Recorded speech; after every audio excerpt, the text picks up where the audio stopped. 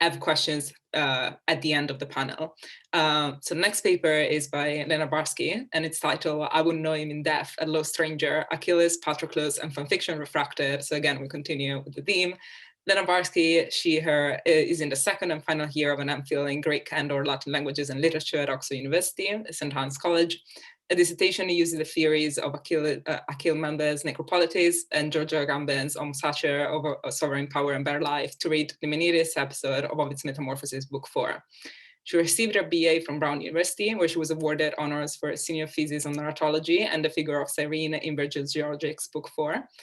Lena is most curious about the ways in which theoretical approaches develop from subaltern voices, like feminist and Black thought, queer studies, embodiment studies, disability studies, might be used to read and understand classical text, classical in quotes.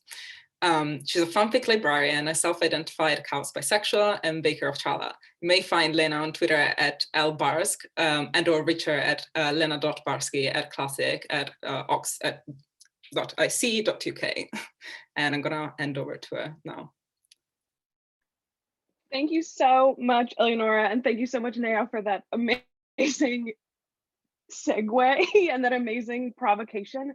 It wasn't a segue, it was your own beautiful work. I'm sorry, I'm just like so anxious and excited. Thank you also for being so vulnerable and sharing your poetry. That was incredible. I mean, hello, that was amazing. For accessibility's sake, I have a PowerPoint that's going to be images only, but if you would like something that has alt text, I have a handout. I just don't know if I can actually share the handout in chat. I think you should. You should be able to, yeah. It says that I can do everything except access my own computer in terms of file sharing. Okay. So maybe if I text it to one of you guys. Maybe that could work. If not, yeah, text it to me on WhatsApp, please. Okay. Sorry, team, I should have thought of this beforehand. Let's all just continue to think about how amazing Neha was and how many thoughts she's inspiring us to think.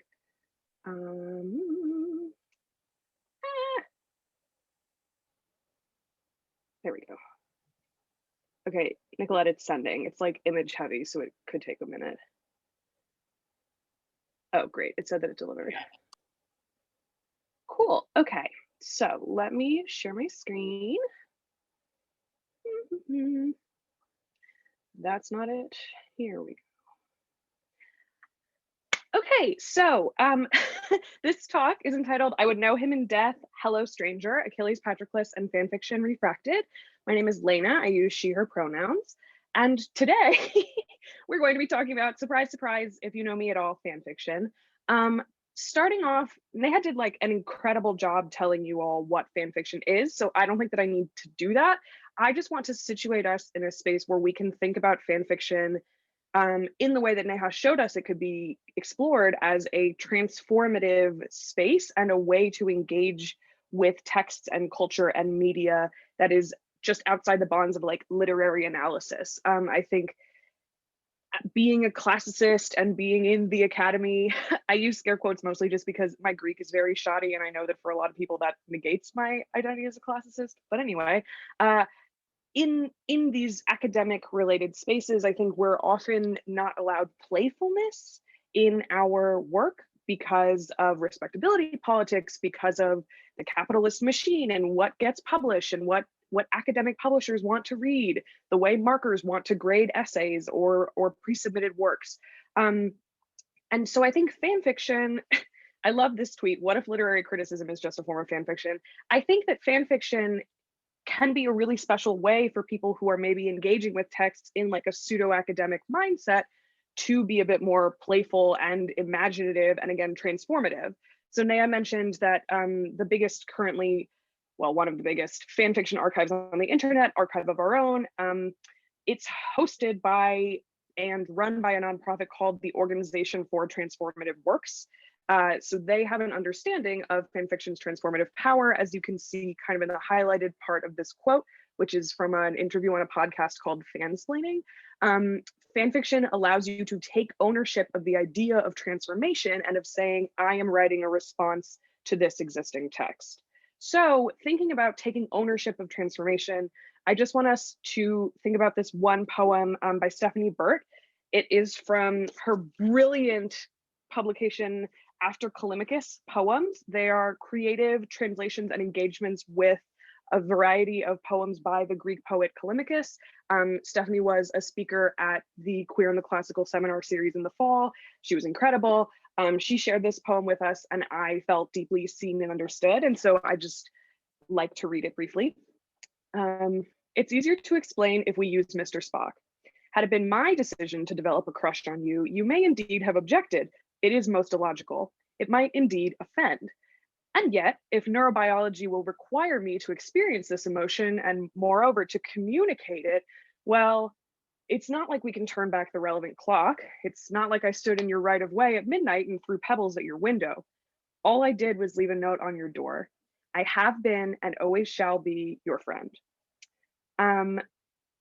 I think what's really special about this poem, aside from the fact that it's just a beautiful verse poem and an incredible act of translation, is that Stephanie uses the relationship between Jim Kirk and Mr. Spock, two characters from Star Trek, the original series, to reframe the already extant romantic narrative within Callimachus's epigram 43. So she takes a fanish thing, an engagement with Kirk and Spock, who on screen, they never kiss, but off screen, a lot of people think that they were in a romantic relationship. And she uses it to understand what's happening in Callimachus and to transmute those feelings and impart them to her readership.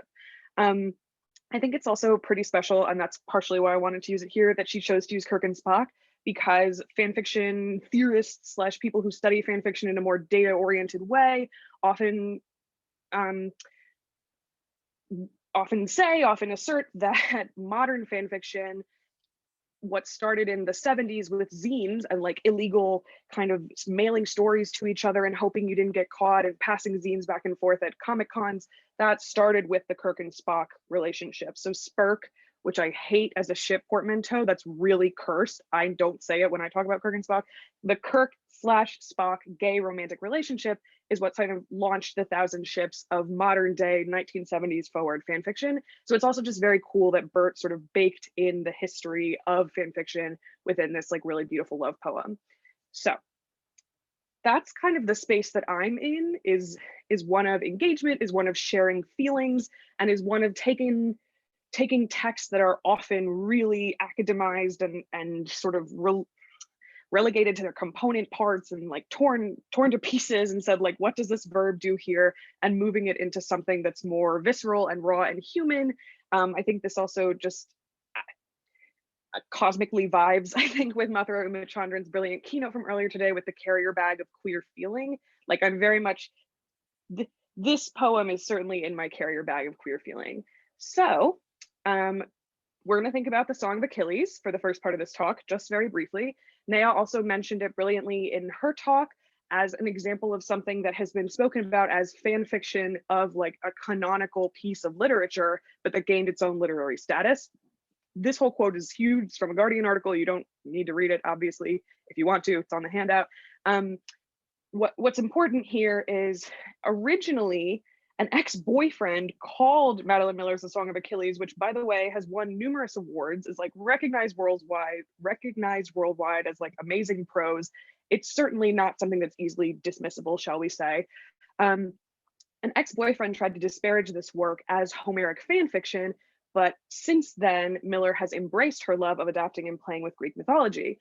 It kind of stings that fanfiction would be used as an insult, but also doesn't surprise me in the way that Naya pointed out. Fanfiction is seen as something not serious, not valid. Because it exists outside of capitalist structures, people don't care about it, things of that nature.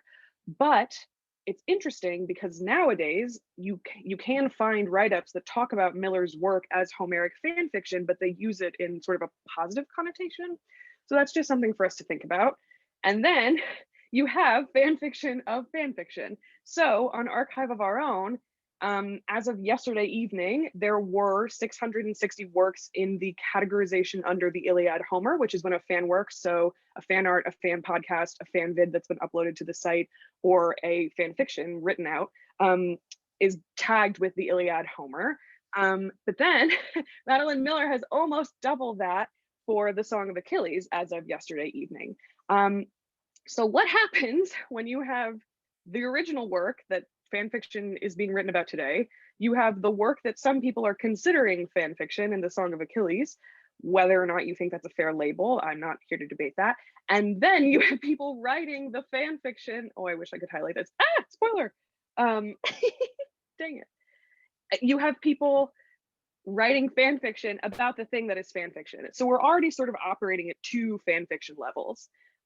Moving in parallel to the Song of Achilles, you have, now here's my nice slide, Hades, the video game that was released first in beta testing in 2018, but was published officially in 2020. It blew up a lot of people's pandemic after the sort of Animal Crossing New Horizons wave crashed. Hades came along and everybody got re-obsessed with playing video games. You see here 3 figures from Hades. On the very left of the screen, you have, oh, I made him so much shorter than the other 2. Wow, sorry, Zagreus. Anyway, you have Zagreus, who's the player character. You move him around the world. He is the son of Hades and Persephone, and he is trying to escape the underworld in order to find and meet his mother. Along the way, he gets help from the figure who is all the way on the right of the screen, Achilles. Before the start of the game, you're told at the start of the game that prior to the game's events, Achilles has taught Zagreus how to use weapons, and Achilles is the one who sort of, along with the goddess Nyx, the goddess of night, has enabled Zagreus to even escape the underworld. Without Achilles, Zagreus wouldn't have weapon proficiency. And then as Zagreus is running throughout the underworld and battling bad guys and getting his butt kicked by Theseus and the Minotaur, you meet the center figure, who is Patroclus. This game's description and depiction of Patroclus. We, I think, on this call know who Achilles and Patroclus are. If not, 2-second rundown. Achilles is the hero of the Iliad. Patroclus is his cousin, aka his lover. I don't know anybody in my life who would go on a like 10-day rampage and then drag a person's dead body around a city with huge walls if just their cousin had died. Maybe that's just me. Anyway, they're also who the Song of Achilles is about. The Song of Achilles is told from Patroclus's point of view, and it's from their childhood up through the modern day. In Hades, you just get them in these adult incarnations, and at the beginning of the game, they are separated from each other. So it is Zagreus's job, one of his bajillion jobs in this game, to actually reunite the lovers. Achilles, when you talk to him, is very like, I made a big mistake, but I won't tell you what it is. And Patroclus, when you meet him, is like, I'm very depressed. That's it. I'm very depressed. That's my whole character trait. And then through conversations with both of them and the more kind of escape runs you do, you're able to reunite them. But what's interesting is Hades as a game is exceedingly well researched. It's pretty incredible. It doesn't just have Iliad stuff in there. It also has the myth of Sisyphus, which I didn't learn about until, you know, that wasn't necessarily in D'Aulaire's book of Greek myth. That was like, I got to Sisyphus sort of my last couple of years of high school or in college. It has Artemis and Callisto and the relationship that the 2 of them have. It also posits that the 2 of them are in a lesbian relationship, which we love to see. I didn't learn about Callisto until translating the Metamorphoses kind of later on in my time as a Latinist. It also has the relationship between Ariadne and Dionysus, and the fact that Ariadne gets saved by Dionysus after Theseus leaves her on an island. Theseus sucks. And, you know, just in general, that's my stance on him. And so it has these other pieces of myth that aren't just the Hades and Persephone myth, the Achilles Patroclus story that a lot of people have come to know since the Song of Achilles' publication in 2012. There's also the Orpheus and Eurydice myth that's a main story component, but those are more well known in popular culture than something like Callisto or Sisyphus. This is all just to say the Hades team really did their research, and it's not, in my mind at least, though I have not spoken to any Hades researchers, if you know them, please send me their emails and I will be hitting up their inbox. It's not as if the Hades researchers like read the Song of Achilles. I keep gesturing to my bookshelf because it's over there. It's not as if the Hades researchers read the Song of Achilles and were like, great, I'm going to do no other research about their story and I'm just going to input Madeline Miller's vision. Like, it feels like 2 separate and distinct portrayals of these people. So of all the things that we're comparing, Hades has the most fan works. As of yesterday, it was at 2000. I can't. Yeah, I can. Okay, 2002. Sometimes I can't read numbers. Sorry. A lot of these works are between Achilles and Patroclus. A lot of them are also between Theseus and the Minotaur, which I'm not going to touch with a 10-foot pole. A lot of them, a subset, I should say, of the Achilles Patroclus ones are a triangle between Achilles, Patroclus, and Zagreus, which we will get to in a minute. But much of the fanfic, I think, as Nea mentioned in her talk, a lot of this fanfic is narrative driven or romance driven and kind of developing on the things that the game isn't really able to give you because you only get so many lines of dialogue, even though there's like hundreds of hours of dialogue in this game. But still, the people are writing the fans of Hades are writing fan fiction because they want to see more and explore. So, sorry. Now we get to the fanfiction refracted part. You have the Song of Achilles, which is considered kind of fan fiction. You also have people writing fan fiction about the Song of Achilles. You have Hades, which interestingly, reviewers haven't really, to my knowledge, called Hades like Greek myth fan fiction. They're just calling it a Greek myth video game. I would be curious if anyone has any ideas as to like why the Song of Achilles got that treatment and Hades hasn't. Maybe just because Song of Achilles was released in 2012 when fan fiction was still very much a dirty word, and you know Hades came out in 2020 where there's at least more of a knowledge in the news media that fan fiction exists. But anyway, so you have Hades, which isn't named fan fiction, but can certainly, in my mind, be considered fan fiction because they're expanding on like drips and drabs of myths. Like Ovid in the Metamorphoses is not out here pretending that he's typing this on his typewriter in ancient Rome. Artemis and Callisto were definitely dating each other. It's me, Ovid, that's what's going on. Whereas Hades, the game, has kind of given us that text. So I, in my mind, think you could read Hades as fanfic. But anyway, then you have people who have played Hades, the game, have fallen so in love with Achilles and Patroclus that they are then moved to read the Song of Achilles and draw scenes from the Song of Achilles as fan art using the video game representations of the characters. So here on this slide, you see the artist Anka Skyer, who has portrayed Achilles with Patroclus's dead body. And he's saying a very famous line that gets repeated multiple times in the Song of Achilles, where Achilles says, "What has Hector ever done to me?" It's about the prophecy that says, okay, if you go to Troy, you're going to die because of Hector. Like he's going to piss you off. It's going to be a bad time. I mean, Troy was a bad time, I think, all around, but for Achilles and Patroclus especially. And Achilles says multiple times in his life throughout the book, so as a youth when he first hears about this, and then multiple times later throughout the course of the Trojan War, what has Hector ever done to me? And so this is actually kind of an amazing piece of art, and the reason I chose it is because this sort of moment of prophecy running straight into the words that Achilles has sort of hubristically said over and over throughout the Song of Achilles, Madeline Miller doesn't show that on the page. So the artist has taken the sentiment and the raw emotion that Miller presents to us, but like put it right up against Miller's words.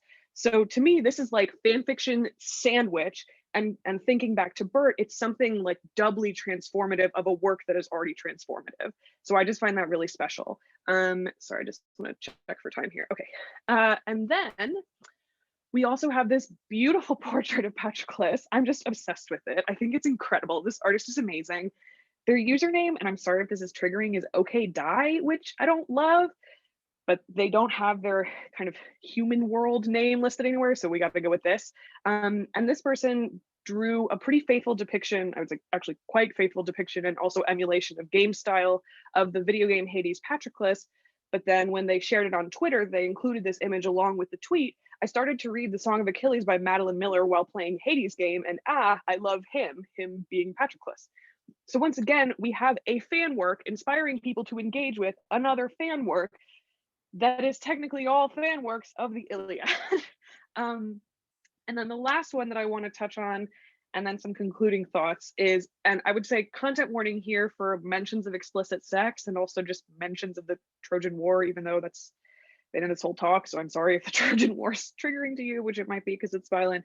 But that's not how you advance the slide. There we go. So this is a screenshot of the landing page for a recent fan fiction between Achilles, Patroclus, and Zagreus, the guy who's reuniting them.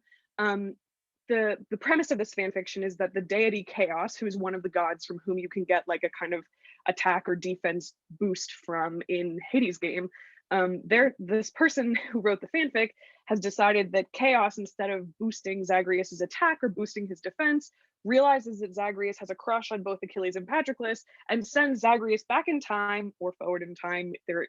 One of the jokes in Hades, the game, is that you don't know when temporally the game takes place, which I think is amazing because chronological time is a joke and a sadness.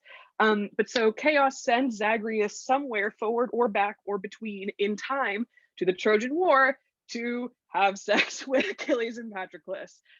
It's actually a pretty wild read for someone who is familiar with the Song of Achilles, who is familiar with the Iliad, who's familiar with sort of representations of how like spoils of war, human beings were treated as spoils of war during the Iliad, because he presents himself as one of those, like, oh, I'm Zagreus.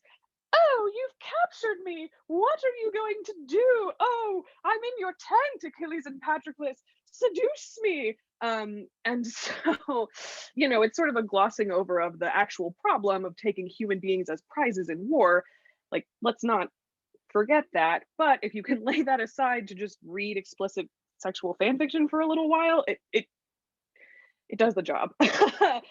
I mean, convincingly in terms of emotions. I'm not going to speak to whether or not you find it sexually interesting, but it does the job in terms of conveying that not only does Zagreus want to sleep with these two people, he also, in reuniting them, has like come to learn about them, and he likes their personalities. And so him getting to see them interact with each other during the time of the Trojan War, before their deaths, and he only knows them in death. Like, there's actually a lot of cool layers going on here outside of the sex, which is also why I wanted to just bring this particular fan fiction up.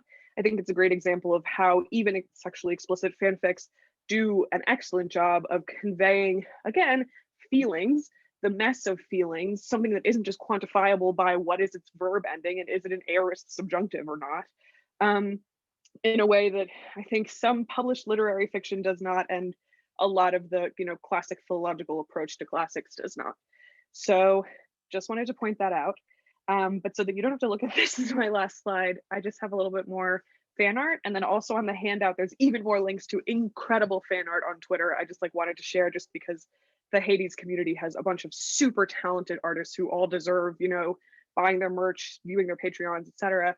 But so in some concluding thoughts here, because this has mostly just been Lena shares fan art that she likes,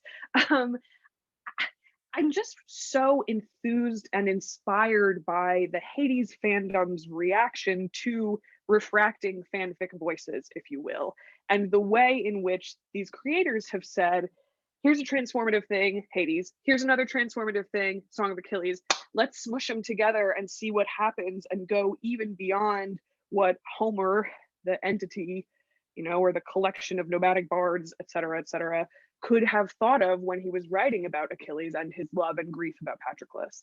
I think, again, thinking back to Steph Burt and her transformative approach to translating, and also even earlier to our presentation on caretaking translation by Donna Marcus, which was so beautiful. And I just want to shout out Donna if she's still here. That really moved me, or they're still here, sorry. But there's just something very special about like stacking transformations, I think.